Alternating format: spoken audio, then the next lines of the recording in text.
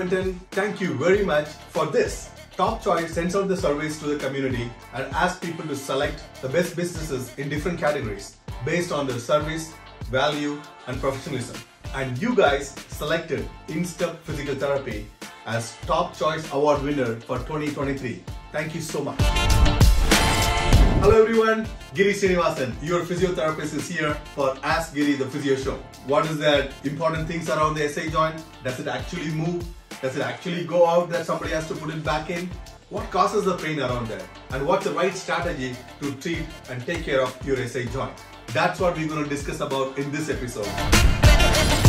I'm connecting back to you guys after a little gap because I went for an Asia adventure trip in January and February, visited few countries and Thailand, Vietnam, Cambodia and Philippines. I had some fantastic time with my physio buddy. Lots of nice beaches, island hopping, elephant rides, actually bathing elephants, superb street food. Really enjoyed the street food, the culture, the cuisine, the wonderful beauty, the natural beauty and the temples and the architectures, everything. If you haven't visited those countries, please you should. You should visit the Thailand, Cambodia, Vietnam and Philippines. Oh my god. The land of 7,000 islands, and obviously you can't see all of them at once. I checked out few things and really had wonderful time. I strongly recommend those places for you guys to visit. I'm going to share a couple of pictures with you guys in this for the personal touch.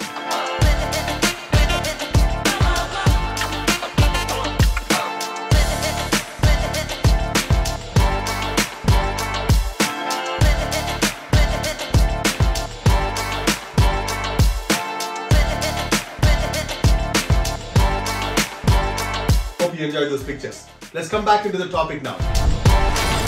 The first thing we're going to talk about is the architecture of your SI joint. Look at this slide. Look at this beautiful architecture. Look at how many things are going on in here, right? This is kind of you cut it like this and you see from the top, it's the aerial view in there. And look at this, look at the pelvic cavity. Look at the strong ligaments you have, that white stuff there's a strong ligament.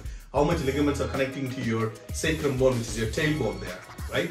And the tailbone is just one piece for a reason. It's not like your other vertebrae. Other vertebrae you have, if you take your lower back, your lumbar spine, you have 5 of them, right? Then sacrum also has 5 vertebrae. Why it's not separate? Why it's all fused together? Because that is meant for stability, right? That's your cornerstone in your body. So that's why it's one piece. And you see the SI joint here. You see the 2 thin lines on the sides? That's your SI joint. See how kind of a very small joint it is. And see how many big ligaments are surrounding that area. And also how much big bones are compact in that area. That cornerstone cannot move that much. That's a wonderful architecture right there. And look at this strong ligaments, guys. Very, very strong ligaments of your body are right here. Okay, your sacroiliac ligament, your sacrotuberous ligament. Like everything is right there. Very strong.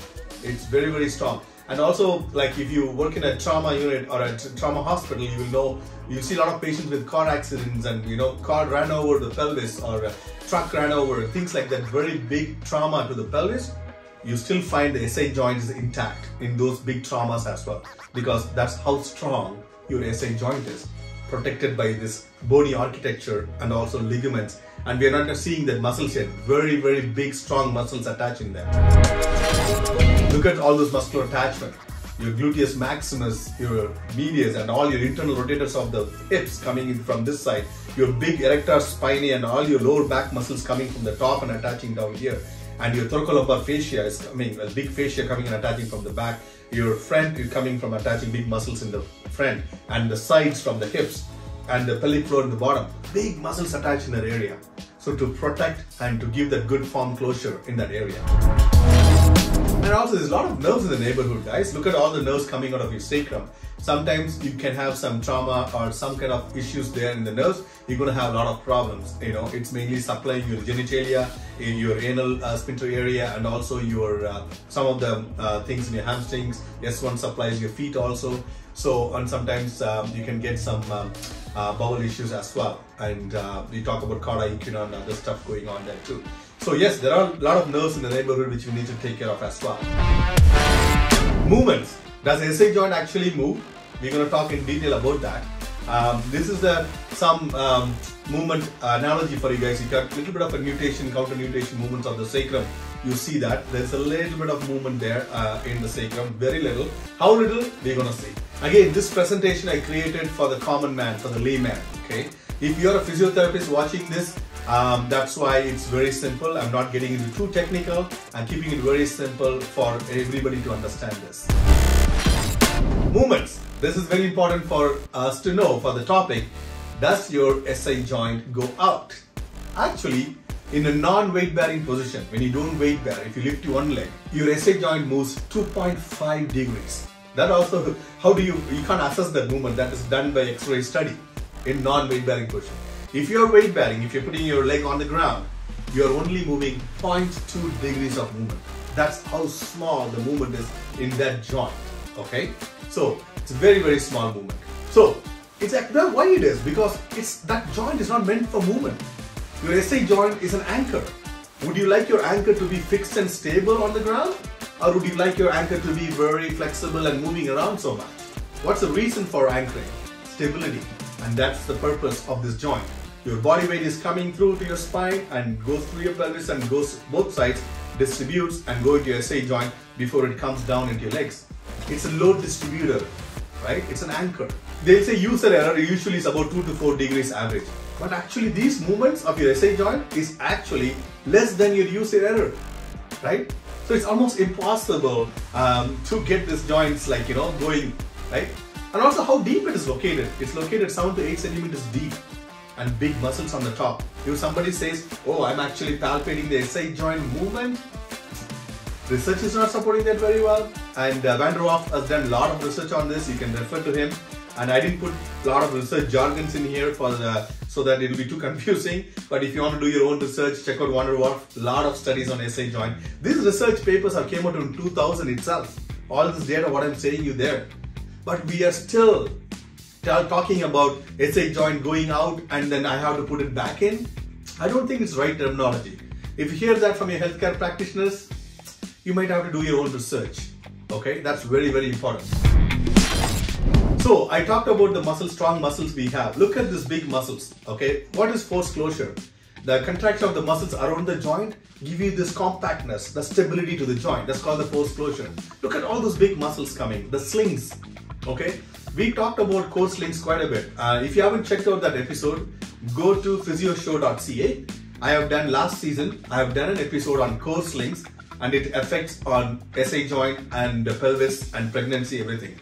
Please pause this, maybe we'll do that, visit that one and view that, then come back to it so you'll understand the slings much better. And also I talked about the exercises for the slings. Look at all these slings here, oblique slings and the posterior slings and everything. How they all cross your SI joint.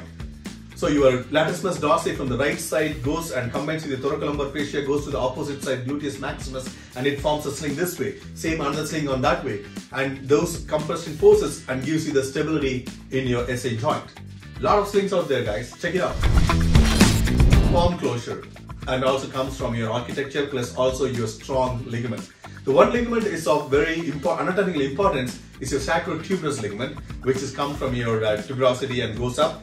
Your hamstring muscle, actually biceps femoris, actually blends into the ligament. So every time your hamstring contracts, some force is transmitted into the sacrotuberous ligament up to the SI joint for the stability as well. Okay, and that's a beautiful anatomical connection there, which you should know. Okay, sometimes this connection is also affected when you have hamstring injuries, which is a very common injury in athletic population. So hamstring injury can also lead to some SI joint issues. So that's what I'm connecting this to. Look at the slings in action, guys, and I've talked more about this in the core slings episode, but see the goal for how is he using that sling mechanism to swing, right? Is latissimus dorsi and glutes working together on opposite side, and that compression is going through your SI joint. If your SI joint is not stable, your goal swing is not going to be great. So we need to work on that as well. And coming on to this side, you see the javelin throw. How he's using the anterior sling, connecting from the pelvis all the way to the shoulder. And the oblique sling, how it is connected, you see that. And in the middle picture, you see how the force is coming in and transmitted to the other side, and also a little bit goes into the middle. It's called the pubic symphysis as well. Pain. Sacroiliac joint can be a source of pain, but it is not due to the laxity or not moving well, or it's going out. I wanted you guys to understand that, okay? This is not me saying that, this is the research evidence for this. How to screen? If you have SI joint pain, what to screen? If you come to a physiotherapist office, what we would do for you, right? Just look around first, okay? Don't assume it's SI joint. Most of the time, the problem is up above most of the time, right? You always do a thorough screening of your lower back, which is your lumbar spine, and your hips. Do a proper screening. Make sure none of them are referring the pain into your SI joint area. Yeah. Sometimes you can also have multiple trigger points in your piriformis or gluteal muscles can mimic your SI joint pain. Sometimes, a lot of the times along the pelvic crest where the big muscles attach from the lower back, you can develop a lot of trigger points. That also can be a pain in the buttocks, right? And sometimes that can refer down the leg also. I already told you in one of the episode, not all the pain going down the leg is sciatica. Always remember that, okay? First you have to rule out, screen the lumbar spine, screen the hip, rule that out, everything what is going on there. Next, come on to the non-musculoskeletal causes. You know, things like sexual abuse, sexual trauma, trauma to the pelvic area. That can also cause pain in that area. And we have to rule that out with a good subjective screening in privacy with the patient, right? And if you have to involve psychologists in that, please involve your psychologist for this. It's a teamwork, right? And also pick up those clues, important clues in your subjective history when you take a thorough subjective history with your patients. 3 important things which can lead you to, it might be SI joint, is 3 important clues in the subjective histories. Number 1, pain or tenderness in the sacral sulcus area. I put a picture there to show where the sacral sulcus is. In that area, if you have tenderness, that's one of the important clue. Second one is the groin pain, is another clue. Third one is your PSIS pain or soreness. PSIS is the small dimples you see in your lower back, that soreness and tenderness there. Those are the 3 important clues you can find out during examination or doing the subjective history, and that kind of pulls you to the direction of that SI joint. And there are a bunch of tests we do as physiotherapists, compression, distraction, all those tests to find out to a certain degree whether anything going on with the SI joint. But there is one highly reliable and valuable test, actually according to research, is basically to put an injection in your SI joint and find out if it alleviates the pain. If it alleviates the pain, then we know there's something going on in the SI joint. That's the only highly reliable test, but we can't inject every patient who comes into the clinic.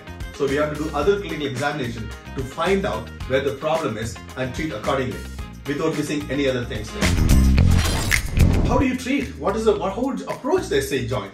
Right? Because it can be not loading properly, the load transfer is not happening properly. So all the tissues around that area are getting irritated, giving you pain. The inflammation around the SI joint and the SI joint ligaments and the muscles attachment in the area can give you the source of pain.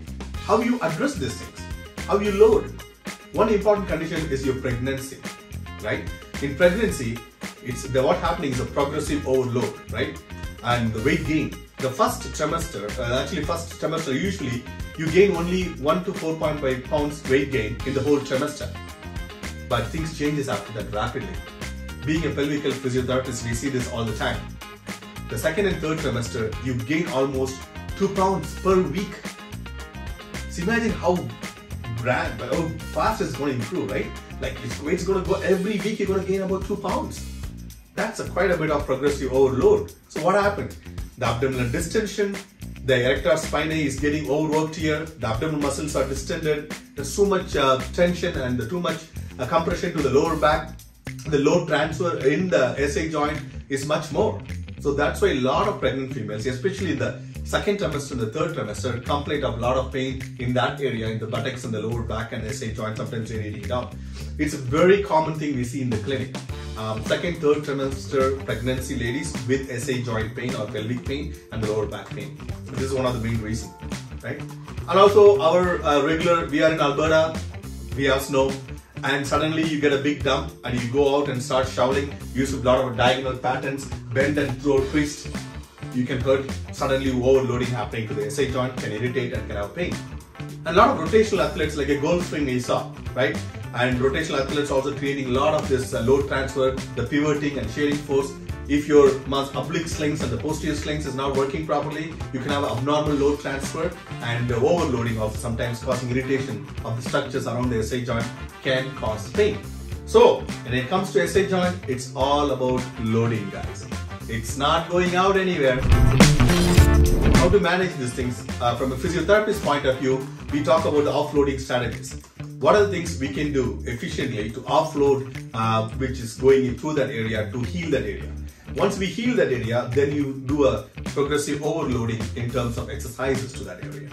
Okay, you start from the lying on your back, coming on to that lying on your tummy, then come on hands and knees, then come on to kneeling, come on to half kneeling and standing, and then single leg standing and single leg standing on unstable surfaces, and then going to hopping, jumping, and then sport specific drills. We just progress you from ground up, and we load your SI joint from the ground up. There is a sequence to it, and also it's sport specific as well. And also we do improve the force closure of the SI joint. We talked about a sling between the latissimus dorsi and gluteus. Sometimes you can have a weak latissimus dorsi muscle, which is coming from your shoulder to the pelvis, such a big sling, and you can have a strong gluteus. But most of the times I find more weak glutes and a strong lats. So when you have that kind of an imbalance and asymmetrical weakness, then we have to train them. We have a lot of sling exercises to do to gain that. And graded strengthening programs are all those muscles you saw. The small internal external rotators of the hip to the big muscles of the glutes to the big sling muscles which is coming from your shoulder to the pelvis, and also what's coming from your pelvis down or knees up to the pelvis. Everything we have to work on. We have to work the whole kinetic chain. Okay? And recently I read an article, it's a very interesting topic. Kinetic chain has a brain. That's the title of the topic, you know.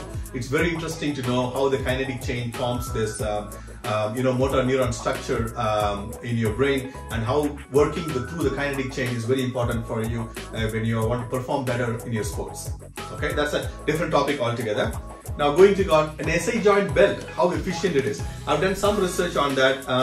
Not great results supporting the SI joint belt, and because they've done a study of a lot of people, especially in pregnancy, pain and things like that, SI joint pain, how much it's improved. Not a lot of difference wearing the SI joint pain in SI joint belt in terms of pain management and load transfers. Sorry to break that news, and yeah, not much evidence, level A evidence in your SI joint belt use. So these are the things I want to share with you guys, because I want you to take an informed decision when it comes to SI joint pain. What is actually happening with you? When you consider a healthcare practitioner, I want you to have this knowledge with you so that you can take care of your pain and you know how to work on these things, what really matters to you and your lifestyle and your sports. I hope this was helpful. If you have any questions, shoot me an email at giri@physioshow.ca. If you haven't watched any of my previous episodes, check out physioshow.ca. That's a website. We archived all the episodes, and we have a wonderful YouTube channel, Ask Giri the Physio Show YouTube channel, and also I'm in TikTok, Ask Giri the Physio Show. You can watch me and follow me there, and share with your friends. The wonderful gift we can give it to others is knowledge, and that's the motto. Until I see you guys next, happy summer. Bye.